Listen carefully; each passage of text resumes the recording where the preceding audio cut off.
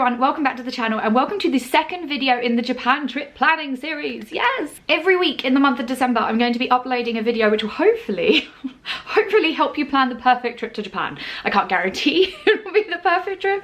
I'm hoping that all of these tips will help you plan the perfect trip to Japan. And today we're going to be talking about probably one of the hardest parts of planning your Japan trip, and that is plotting a route. So plotting a route through Japan. So let's go. In this video, I'm going to be trying to give advice to both people who absolutely love to plan in detail like me. I love to make maps and spreadsheets and everything. And those of you who are not usually sort of that in-depth with your planning or don't have those planning skills all like tied up. So I'm going to give it a shot. One of the things I really want to start with though is getting you guys accustomed with a few sort of websites and tools that we're going to need when we plan our Japan trip. The first one that I absolutely love is Japan Guide. I love this site for finding out places that you want to go, the top picks in Japan, how to get to those places and such. So keep a tab on that because we're going to be using that. My second biggest tip is Google Maps, and the reason why is because Google is fantastic in Japan at finding out how to get from one place to another place and giving you the time estimates of those. So we're going to be using that a lot. And the last one that you might not see so much in this video is Hyperdia. This site is amazing for finding out train routes between one place to another place, and you can tailor it so it'll only show you the trains that you can get if you're using the JR pass. I think I worked it out once that Japan is about the same size as California, so it's actually quite a sizable country. I mean, I guess it's not in comparison to the US or China, but I live in the UK, so for me Japan seems like quite a big country.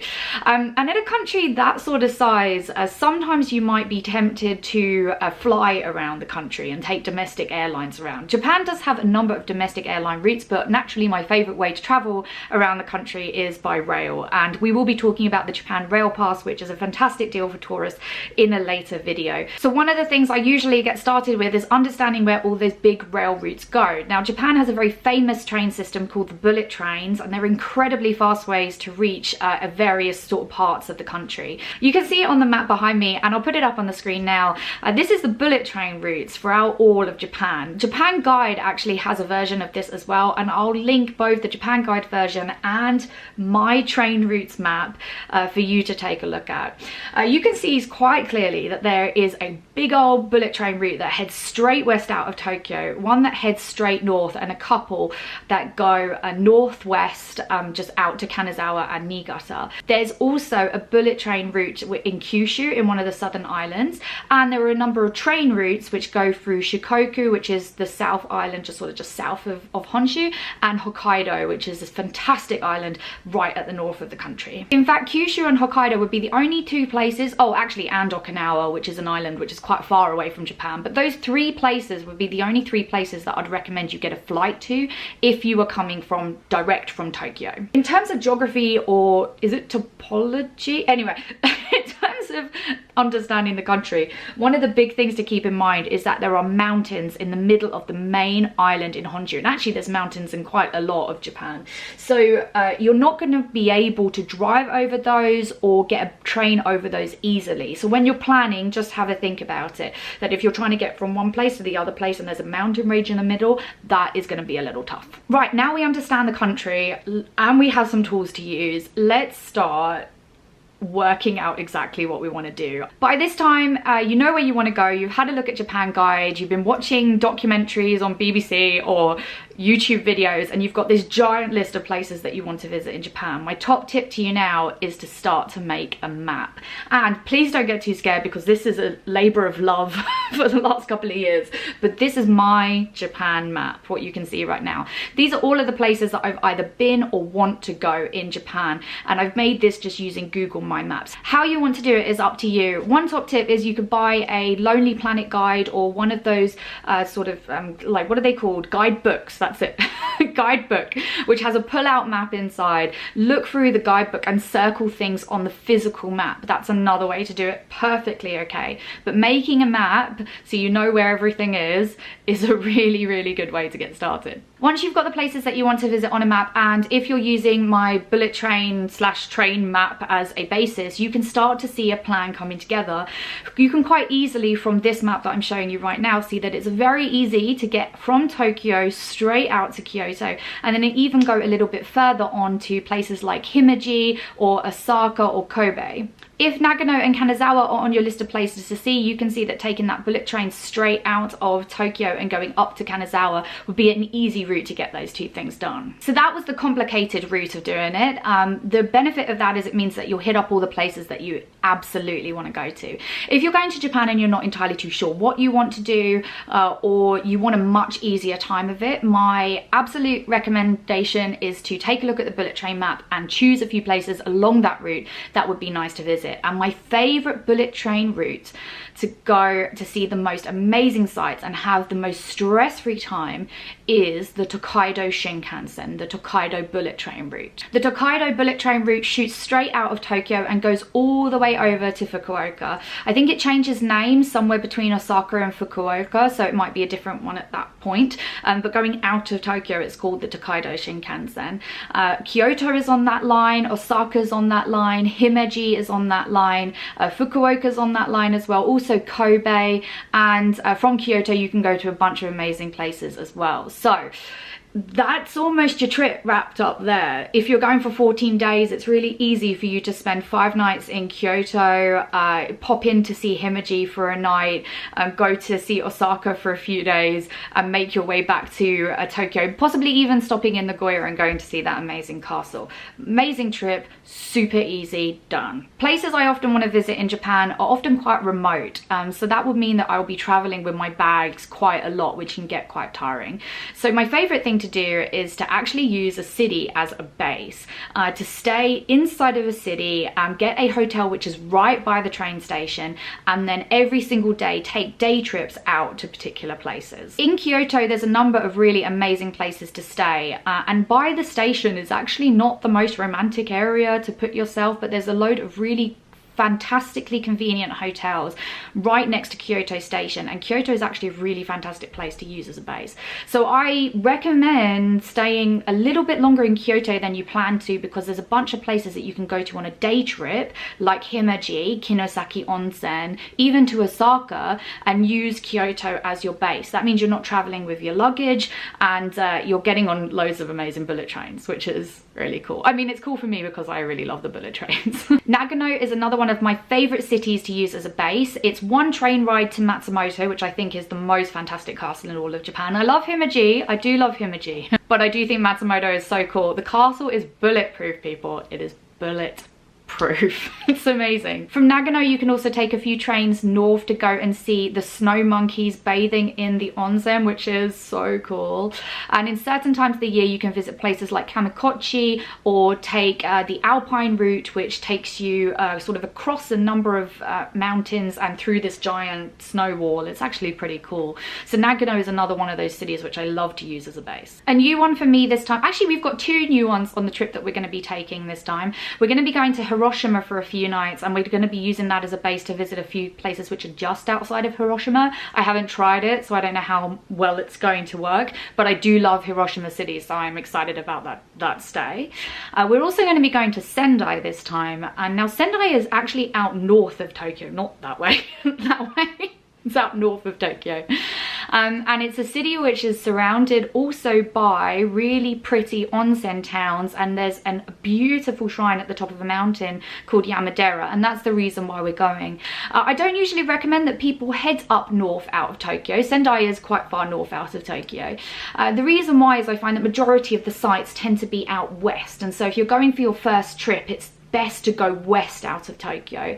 There are some amazing things to see north out of Tokyo though, so on this trip we're going to be spending more time doing that, and I will be letting you know about my experiences on that when I come back. In the last video I asked you to have a think about what kind of things you would like to see in Japan, and I will give you some recommendations for places to go to experience those things in this video. So I've got a list, so let's go. If you're into history and castles or Japan feudal times, some of my best recommendations are Matsumoto, where that beautiful castle is, Nikko, where Tokugawa Ieyasu is said to rest, it's where his mausoleum is, Kiso Valley, an old Edo town which I had an absolute amazing time in, beautiful, beautiful place. Himeji Castle, of course, probably the most famous and best castle in Japan. I still like Matsumoto, but okay.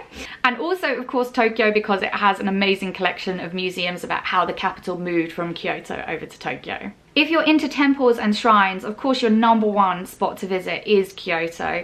And Nara is a place which is close to there, which also has a beautiful temple. Actually, I think the temple in Nara was unbelievable. Such an amazing place. Kyoto, though, you can't breathe for temples, so there's temples everywhere, so you'll definitely get your fill of temples there. If your trip's a little bit shorter and you're not going to be making it out to Kyoto, consider going to Kamakura on a day trip, because it has a number of beautiful temples and you can do it very, very easily with one train route outside of Tokyo. Finally, a very special trip is Koyasan. You can stay in a temple overnight here and it has this sort of ethereal mist to it. It's a beautiful place and everybody I know who's been has said it's unbelievable. If you're into modern architecture, my two favorite cities to visit are Tokyo and Osaka, and the reason why is I think these two have the most amazing collection of olden architecture, newer architecture, and a bunch of really cool places to hang out, eat and drink.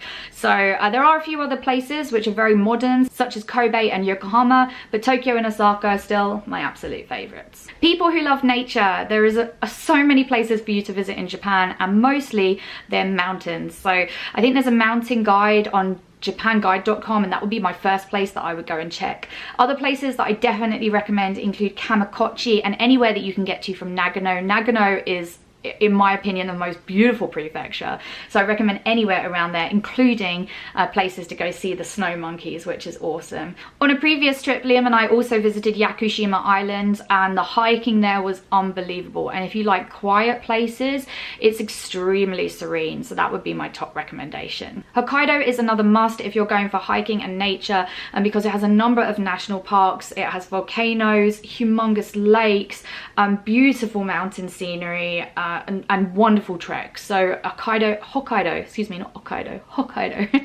is a must if you're going to Japan for nature. If you're like me and you're a super otaku, there are a few very obvious places for you to go. You're going to want to be spending a lot of time in Tokyo because Akihabara is there, the electric city and home of all the anime and video game stuff. Also Ikebukuro is really fantastic for anime things as well, and the Ghibli Museum is based in Tokyo too.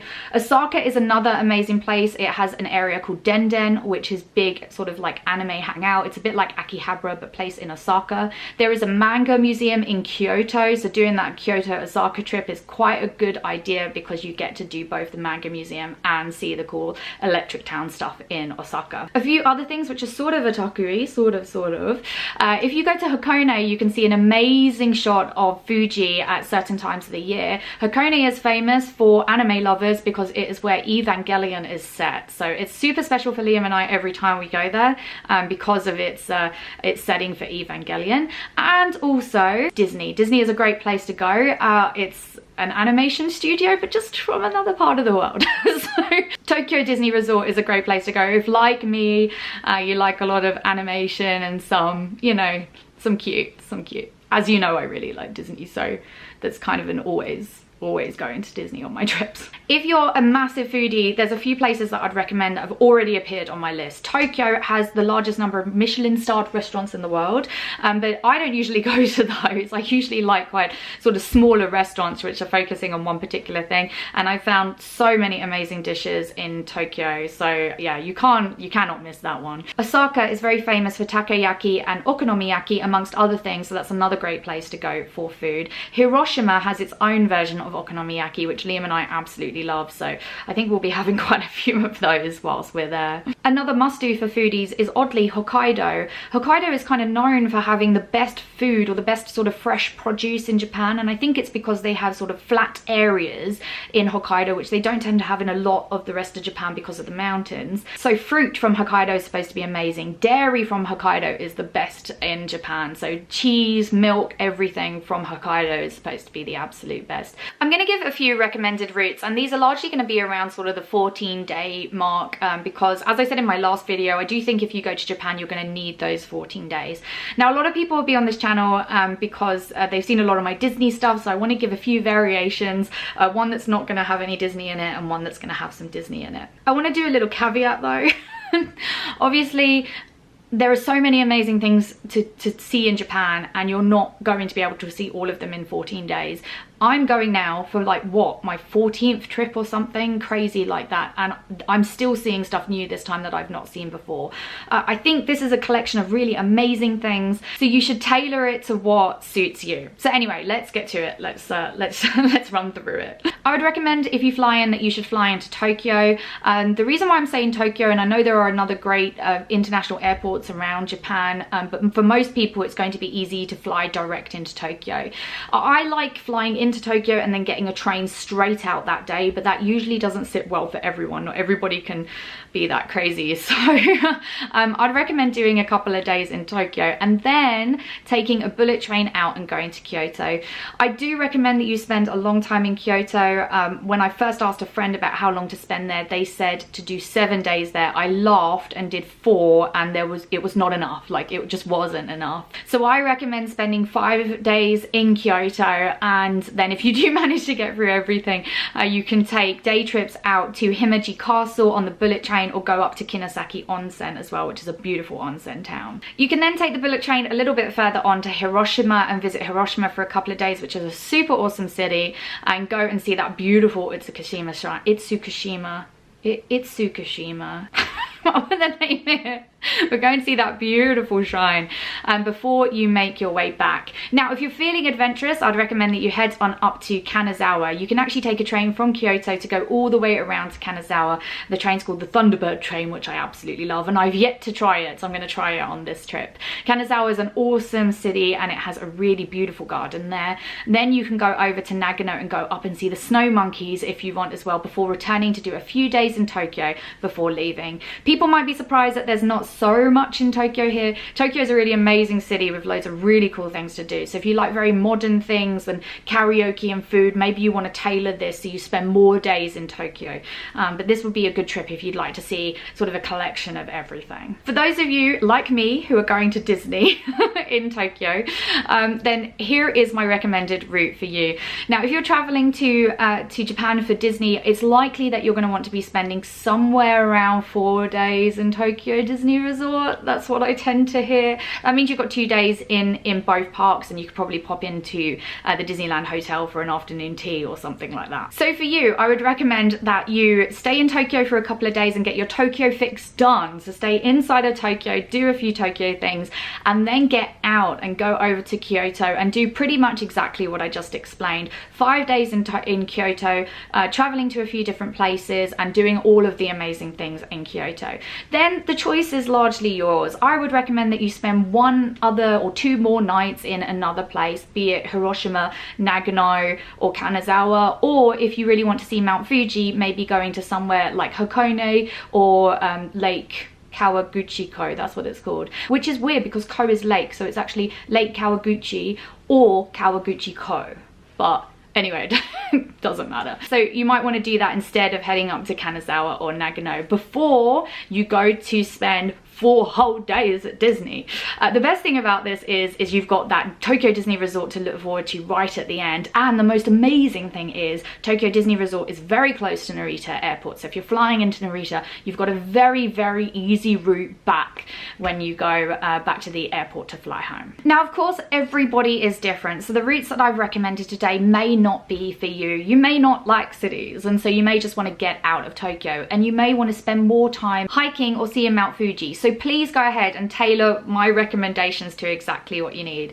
I'm also going to show you guys my route around this trip. Now, for those of you who don't know, I'm actually going for 33 days this time, so a little bit over a month. So my trip is a little bit more involved, and I've been to Japan a number of times before, so I'm not going to be spending as much time in some of those places that I've seen, you know, quite a lot. So let me show you my route, and maybe it will give you some recommendations for how you could tailor your route to suit you. Liam and I are going to be starting out in Tokyo and spending some time there before taking a bullet train out to Kyoto. So even though this is like our whatever number trip it is, I am still taking a bullet train from Tokyo to Kyoto. We're going to be spending a lot of time in Kyoto and going out to various places from there, and then taking another bullet train over to Hiroshima and spending some time in Hiroshima, because I've not done enough time in Hiroshima. I think it's an amazing city. We're actually then going to be taking a boat down to Matsuyama. I want to go to Matsuyama Matsuyama because the Dogo Onsen there, which was a massive inspiration for the bathhouse in the Spirited Away movie, which I love.